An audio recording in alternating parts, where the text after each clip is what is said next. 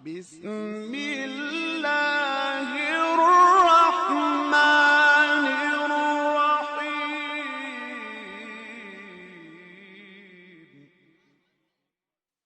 شهر رمضان شهر رمضان شهر رمضان شهر رمضان شهر رمضان شهر رمضان. د روژې فضیلتونه. قدرمنو اوریدونکو، ستاسو پام راړو د الحاج مولوي محمد یاسین فهیم صاحب د روژې د فضیلتونو و خپرونو ته.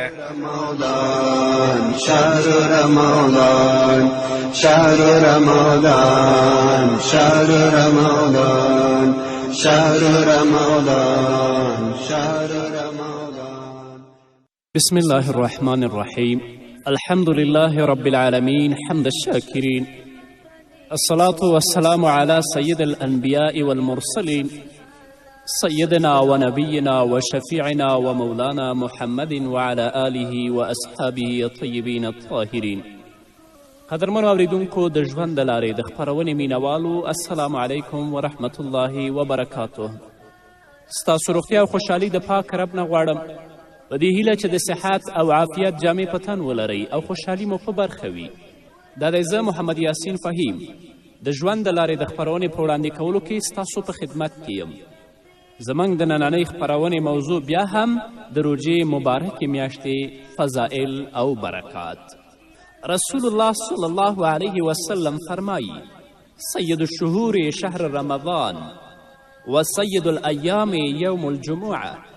ټوله زمانه او ټول اوقات الله رب العزت پیدا کړي دي، لکن الله رب العزت ځینې وختونو ته په ځینې نورو وختونو باندې غوروالی او فضیلت ورکړی. لکه په 12 میاشتو کې رسول الله صلی الله علیه وسلم فرمایی غوره میاشت هغه د روژې مبارکه میاشت ده، او په اونۍ کې چې دا ورځې تیریږي په دیو ټولو کې غوره ورځ چې د هغه د جمعې ورځ ده.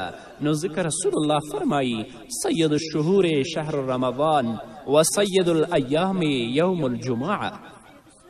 همدارنګه رسول الله صلی الله علیه وسلم فرمایی ولو یعلم العباد ما فی شهر رمضان لتمنى العباد ان یکون شهر رمضان سنه.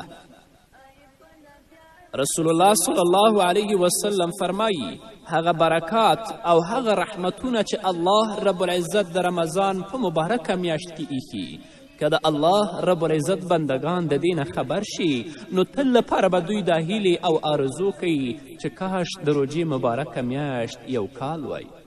خو موږ د هغو برکتونو او د هغه مغفرت او رحمت نه چې الله د روژې په مبارکه میاشت کې ایښي د هغې نه لا څه خبر نه یو، نو دا میاشت په موږ باندې کال تیریږي.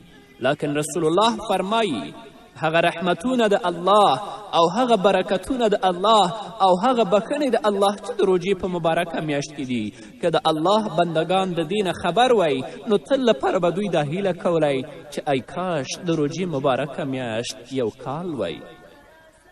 الله رب العزت دی په دې میاشت کې چې د رحمت میاشت ده، د مغفرت میاشت ده، د برکت میاشت ده، موږ ته د نیکو اعمالو توفیق راکړي تر څو چې الله رب العزت زموږ نه راضي شي.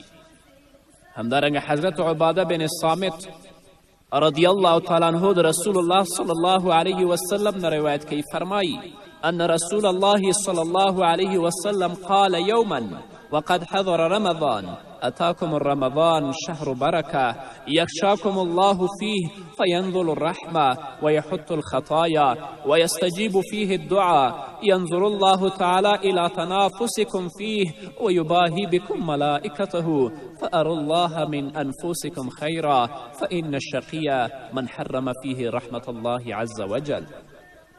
عبادة بن الصامت رضي الله تعالى عنه فرمایی چې رسول الله صلی الله علیه وسلم یو ورځ موږ ته خبرې کولې چې د روژې مبارکه میاشت نوې داخل شوې وه. نو رسول الله صلی الله علیه وسلم فرمایل چې په تاسو باندې د رمضان مبارکه میاشت راغله چې هغه شهر برکه د برکت میاشت ده، او دا داسې میاشت ده چې په دې کې الله رب العزت د خپل مسلمانان بندگان په خپل رحمت کې رانغاړي. او د رمضان مبارکه میاشت داسې میاشت ده چې په دې کې الله رب العزت په خپلو مسلمانانو بندگانو باندې خپل رحمت د باران په شان راوروي. او رسول الله صلی الله علیه وسلم فرمایی د رمضان مبارکه میاشت داسې میاشت ده چې په دې کې الله رب العزت د هغه خپله مسلمان بندگانو چې هغه ګنهګار دي د هغو ګناهونه معاف کوي، لکه چې رسول الله فرمایی ویحط الخطایا. همدارنګه د رمضان مبارکه میاشت داسې میاشت ده چې الله رب العزت په دې کې زموږ دعاګانې قبلوي. نو راشئ د خپل د تضرع او عاجزي لاسونه الله ته پورته کړئ، د خپل ګناهونو بخښنه هم د الله نه وغواړئ چې الله رب العزت زموږ ګناهونه معاف کړي، او همدارنګه د راتلونکي دپاره د خپل رب نه د نیکو اعمالو توفیق وغواړئ چې الله رب العزت په راتلونکي کې موږ ته د نیکو اعمالو توفیق راکړي. ځکه رسول الله صلی الله علیه وسلم فرمایی چې د رمضان مبارکه میاشت داسې میاشت ده چې په دې کې الله زموږ ګناهونه معاف کوي، او همدارنګه داسې میاشت ده چې ویستجیب فیه الدعا، په دې کې الله دعاګانې قبلوي. نو رسول الله صلی الله علیه وسلم فرمایی چې د رمضان مبارکه میاشت داسې میاشت ده چې په دې کې الله رب العزت ستاسو عملونو ته ګوري چې تاسو څه عمل کوئ، او هغه نیک اعمال چې تاسو د روژې په مبارکه میاشت کې کوئ، ستاسو په هغو نیکو اعمالو باندې الله رب العزت په خپلو ملائکو باندې فخر کوي ویباهی بکم ملائکته. نو رسول الله فرمایی فارو الله من انفسکم خیرا، نو خپل رب ته د خپلو ځانونو نه خیر وروښیئ، نیک اعمال وکړئ. الله رب العزت خو ګوري چې زما بنده د روژې په مبارکه میاشت کې څه کوي.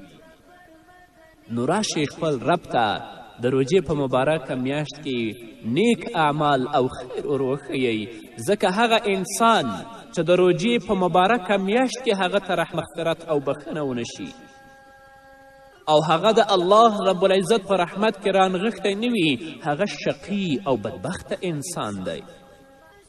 لکه چې رسول الله صلی الله علیه وسلم فرمایی فإن الشقی من حرم فیه رحمت الله عز وجل، شقی او بدبخته انسان هغه دی چې د روژې په مبارکه میاشت کې هم د الله رب العزت د رحمت نه هغه محروم پاتې وي. الله رب العزت دی په دې مبارکه میاشت کې موږ د خپل رحمت نه محروموي.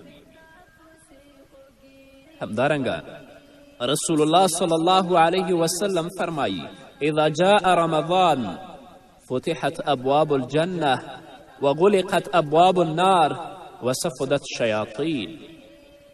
رسول الله صلی الله علیه وسلم فرمایی چې کله د رمضان مبارکه میاشت راشي د جنتونو ټولې دروازې خلاصیږي، یا حقیقتا خلاصیږي چې په دې میاشت کې څوک مړ شي الله رب العزت هغه جنت ته بیایي. یا دلته مجاز دی چې د روژې په مبارکه میاشت کې چې تاسو کومه نیک عمل کوئ هغه تاسو جنت طرف ته لارښوونه کوي او الله رب العزت به تاسو جنت ته داخلوي. همدارنګه رسول الله صلی الله علیه وسلم فرمایی چې کله د روژې مبارکه میاشت نو د جهنم ټولې دروازې تړل کیږي. حقیقتا چې په دې میاشت کې څوک مړ شي الله به جهنم ته نه بیایي. یا مجاز دی د دې نه چې په دې کې هغه اعمالو ته تاسو مخه کړئ چې الله رب العزت د هغو عملونو په واسطه باندې تاسو د جهنم د اور نه بچ کړي او تاسو جنت ته داخل کړي. ځکه د روژې میاشت داسې میاشت ده چې په هغه کې جهنم دروازې تړلې او د جنت دروازې خلاصې دي. همدارنګه رسول الله صلی الله علیه وسلم فرمایی چې د روژې مبارکه میاشت داسې میاشت ده چې په دې کې هغه سرکشه شیطانان تړل کیږي. هغه مسلمانان بندگان د الله چې هغوی په اخلاص او صداقت سره روژه نیسي، شیطان هیڅ کله نشي کولی چې هغه د خپل تاثیر او د خپل وسوسو لاندې راولي. الله رب العزت دې موږ ته د نیکو اعمالو توفیق راکړي. همدارنګه رسول الله صلی الله علیه وسلم فرمایی كل عمل ابن آدم يضاعف الحسنة بعشر أمثالها إلى 700 ضعف قال الله تعالى إلا الصوم فإنه لي وأنا أجزي به يدعو شهوته وطعامه من أجلي للصائم فرحتان فرحة عند فطره وفرحة عند لقاء ربه ولخلوف فم الصائم أطيب عند الله من ريح المسك. رسول الله صلی الله علیه وسلم فرمایی هر مسلمان بنده د بنی آدم زوی چې کومه نیک عمل کوي الله رب العزت به د یوې نیکي په بدل کې هغه ته 10 اجرونه لیکي، تر دې چې الله رب العزت به د یوې په نیکي په بدل کې دې ته 700 اجره او 700 ثوابه لیکي. خو الله رب العزت فرمایی مګر روژه، ځکه روژه چې د زما لپاره ده او د دې اجر و ثواب به هم زه پخپله ورکوم. نور کوم عملونه چې تاسو کوئ کرام الکاتبین ستاسو په اوږو دي، یوه په ښي اوږه او بله په چپه اوږه. هغه ملکه چې په ښي اوږه باندې ناسته ده هغه ستاسو نیک اعمال لیکي او د آخرت په ورځ به ستاسو پر مخ غورځوي، او هغه ملکه چې ستاسو په چپه اوږه ناسته ده هغه به ستاسو بد اعمال لیکي او د آخرت په ورځ به ستاسو تر مخه غورځوي. اما روژه دا ملکې نه لیکي، دا الله رب العزت پخپله د دې اجر و ثواب درکوي. محدثین لیکي ځکه چې په نورو اعمالو کې امکان د ریا شته دی، اما روژه داسې میاشت ده چې په دې کې امکان د ریا نشته، نو ځکه الله رب العزت د دې نسبت ځان ته کوي. یا په دې کې هغه رازونه او اجرونه او ثوابونه دي چې د هغې نه کرام الکاتبین هم عاجز دي، نو الله یې نسبت ځان ته کوي، ځکه د روژې ثواب الله پخپله ورکوي. ځکه وایي د روژې مبارکه میاشت داسې میاشت ده چې د خپل خواهشات او همدارنګه خوراک او څښاک یې الله وایي زما لپاره پریښي دي، او د روژتي دپاره 2 خوشحالیانې دي. یوه خوشحالي په هغه وخت کې چې کله روژه ماتوي او واقعا په دې کې خوشحالي ده. هغه مسلمان ورور او خور چې روژه نیولې وي هغه د روژه ماتې وخت لپاره انتظار باسي، او چې کله روژه ماتوي هغه په دې باندې خوشحالیږي. او دویمه خوشحالي هلته ده چې د خپل رب سره کله د دې ملاقات کیږي او الله سره ویني، فرح بصومه هلته په خپل روژې باندې خوشحالیږي. او رسول الله صلی الله علیه وسلم فرمایي هغه بدبویي د روژتي د خولې نه چې احساس کیږي هغه الله څخه د مشکو عنبرو نه هم ډیره غوره ده. الله دې موږ په واقعي شکل باندې روژتي وګرځوي. قدرمنو اوریدونکو د خپرونې په دې وخت کې به راشو لنډې دمې ته. د مې نه وروسته زموږ خپرونه دوام لري. ملتیا مو راغله د رحمت د برکت نشدایا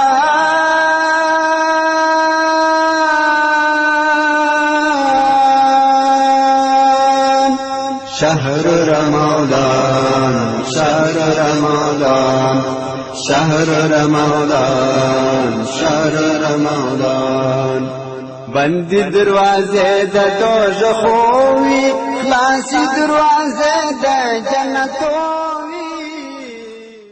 قدرمنو اوریدونکو بیا هم زموږ سلامونه او نیکې هیلې ومنئ. همدارنګه حضرت سلمان رضی الله تعالی عنه فرمایي خطبنا رسول الله صلی الله علیه وسلم في آخر يوم من شعبان قال يا أيها الناس قد أظلكم شهر عظيم مبارك شهر فيه ليلة خير من 1000 شهر شهر جعل الله صيامه فريضة وقيام ليله تطوعا من تقرب فيه بخصلة من الخير كان كمن أدى فريضة فيما سواه ومن أدى فريضة فيه كان كمن أدى 70 فريضة فيما سواه. حضرت سلمان رضی الله عنه فرمایی چې رسول الله صلی الله علیه وسلم په آخره ورځ د شعبان کې موږ ته خطبه وویل. شعبان هغه میاشت ده چې د روژې نه مخکې ده. په آخره ورځ د شعبان کې رسول الله صلی الله علیه وسلم موږ ته خطبه وویلې او داسې ویلې چې یا ایها الناس قد اظلکم شهر عظیم مبارک. ای خلکو په تاسو باندې ډیره غټه میاشت او ډیره مبارکه میاشت راغله، او دا داسې میاشت ده چې فیه لیلة خیر من 1000 شهر. داسې میاشت ده چې په دې کې یوه شپه د 1000 میاشتو نه بهتره ده چې هغه د قدر شپه ده.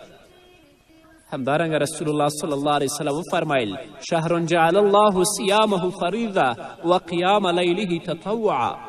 داسې میاشت ده چې الله رب العزت روژه په دې ورځ کې یعنی روژه په دې میاشت کې فرض ګرځولې ده، او همدارنګه د شپې عبادت یې پکې نفل ګرځولی. او هغه چا چې خپل رب ته ځان په یو خصلت او په یو عمل د خیر سره نږدې که هغه داسې دی لکه چې په نورو میاشتو کې فرضي عبادت ادا کړی وي. مطلب دا دی هغه نفلي عبادت چې تاسو په روژه کې کوئ الله رب العزت به دومره ثواب تاسو ته درکوي لکه چې کوم فرضي عبادت تاسو په نورو میاشتو کې کوئ. او هغه فرضي عبادت چې تاسو د روژې په مبارکه میاشت کې کوئ هغه داسې دی لکه په نورو میاشتو کې چې تاسو 80 فرض ادا کړي وي. نو دا داسې میاشت ده چې په دې کې نفلي عبادت الله په فرضي عبادتو بدلوي او یو فرض دی الله رب العزت په 80 فرضو بدلوي. او په ادامه د حدیث کې رسول الله فرمایي وهو شهر الصبر، د روژې مبارکه میاشت د صبر میاشت ده چې هم به د خوراک په مقابل کې صبر وي، هم به د څښاک په مقابل کې صبر وي، هم به د ګناه او د معصیت په مقابل کې صبر وي. نو چا چې صبر وکړه رسول الله فرمایي والصبر ثوابه الجنه، او د صبر ثواب او بدله چې د هغه جنت دی. همدارنګه و شهر المواسات، د روژې مبارکه میاشت د مواسات د ورورولي میاشت ده چې په دې کې یو د بل د درد نه او یو د بل د غم نه خبر وي. لکه څنګه چې ځان ته په روژه ماتې کې روژه ماتې تیاروي نو باید چې د هغه بېوزلو او مظلومو او د رنځېدلو د کړېدلو خلکو او د خویندو او د ورونو نه هم خبر وي. او دا داسې میاشت ده چې په دې میاشت کې الله رب العزت د مسلمان بنده رزق زیاتوي. شهر یضاد فی رزق المؤمن فیه من فطر فیه صائما كان مغفرة لذنوبه وعتق رقبته من النار وكان له مثل أجره من غير أن ينقص من أجره شيء. رسول الله صلی الله علیه وسلم فرمایي که چا یو روژتي ته د روژې په مبارکه میاشت کې روژه ماتې تیاره کړه نو دا روژه ماتې چې ته هغه روژتي ته ورکوې دا به ستا د ګناهونو لپاره بخښنه وګرځي او ستا غاړه به الله د جهنم د اور نه خلاصه کړي. او څومره اجر چې الله رب العزت هغه روژتي ته ورکړی دومره اجر به الله تا ته هم درکوي غیر د دې نه چې د هغه د اجر نه الله څه کم کړي. صحابه و کرامو رسول الله صلی الله علیه وسلم ته ویلې یا رسول الله هر یو زموږ سره خو دومره شی نشته چې موږ روژتي ته پې روژه ماتې تیاره کړو. نو رسول الله صلی الله علیه وسلم ورته ویلي يعطي الله هذا الثواب من فطر صائما على تمرة او على شربة ماء او مدقة اللبن. دا ضرور نه ده چې تاسو به روژتي ته پوره خوراک او پوره روژه ماتې تیاروئ بلکې دا ثواب به الله هغه چاته ورکوي چې یو روژتي ته تاسو یوه خرما ورکړئ هغه پې روژه ماته کي، یا تاسو یو ګیلاس اوبه ورکړئ هغه پې روژه ماته کي، یا تاسو یو ګیلاس کې لږ شیدې ورکړئ هغه پې روژه ماته کړي. نو الله به دا ثواب تاسو ته درکوي. دا به ستاسو د ګناهونو لپاره بخښنه شي او ستاسو غاړه به الله د جهنم نه خلاصه کړي. او څومره اجر چې الله رب العزت هغه روژتي ته ورکوي دومره اجر به الله تا ته هم درکوي غیر د دې نه چې د هغو په اجر و ثواب کې څه کمای راشي. نو قدرمنو اوریدونکو ډیره د الله د رحمت میاشت ده، ډیره د مغفرت میاشت ده. الله رب العزت دې موږ د دې رحمت او د مغفرت نه محروموي. رسول الله صلی الله علیه وسلم فرمایي که تاسو ته د روژې په مبارکه میاشت کې څوک سپکه خبره کوي یا تاسو ته ښکنځل کوي د هغه په مقابل کې تاسو ځواب ورته مه ووایئ. همدارنګه که څوک غواړي تاسو سره جنګ وکړي د روژې په مبارکه میاشت کې تاسو د انتقام او د بدلې لاس مه پورته کوئ بلکې تاسو ورته ووایئ چې انی صائم زه روژهدار یم.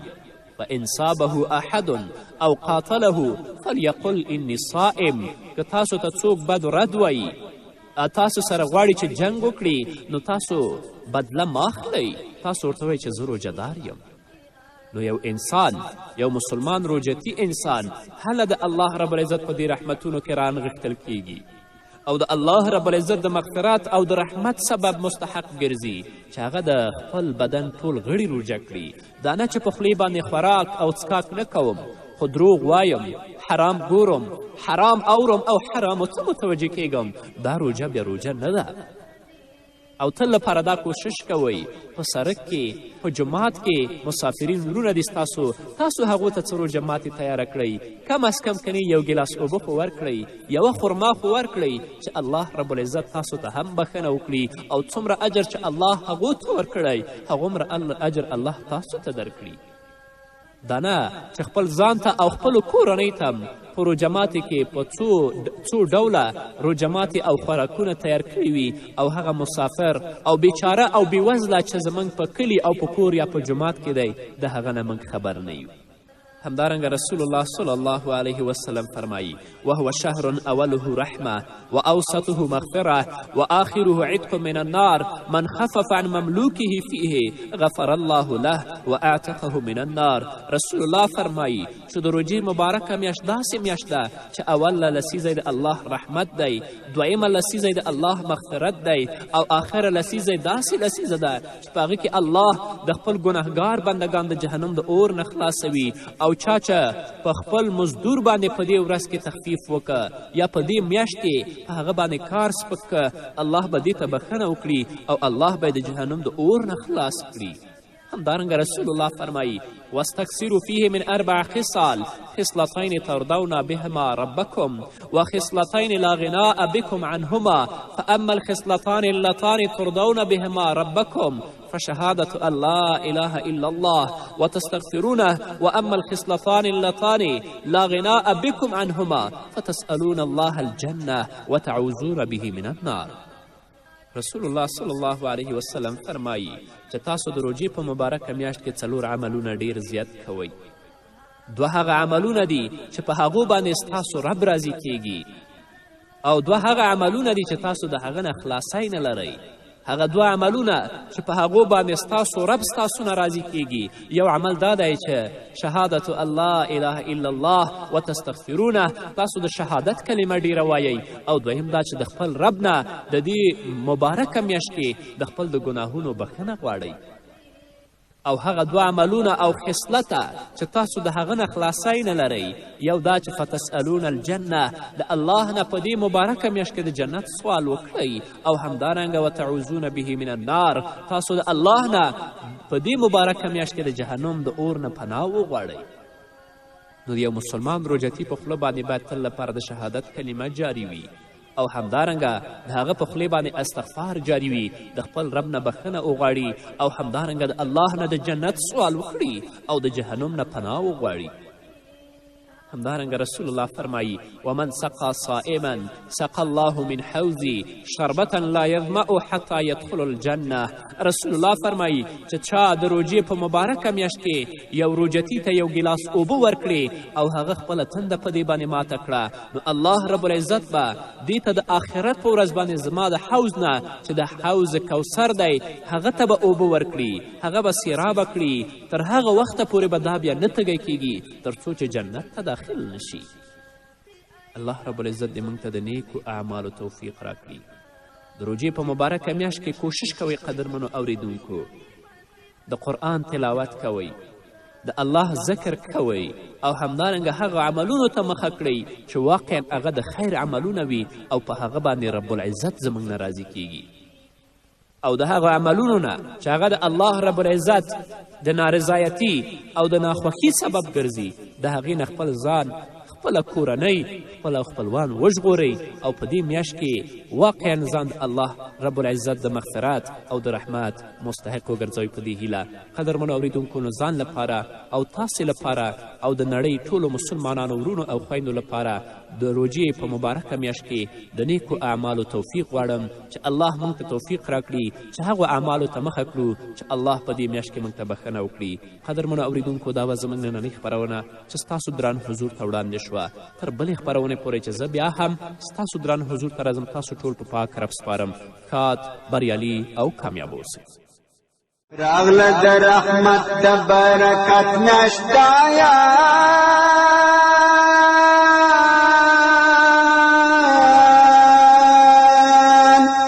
شهر رمضان شهر رمضان شهر رمضان شهر رمضان